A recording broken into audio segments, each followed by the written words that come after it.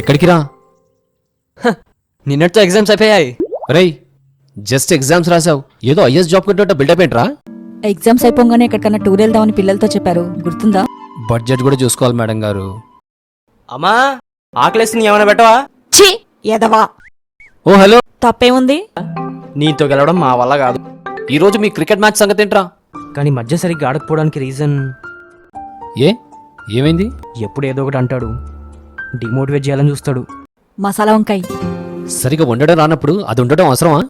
మన వాళ్ళు అంటాం ఏం బాలేదు. నువ్వేంట్రా అమ్మని ఎన్కేస్ కనుస్తున్నావు?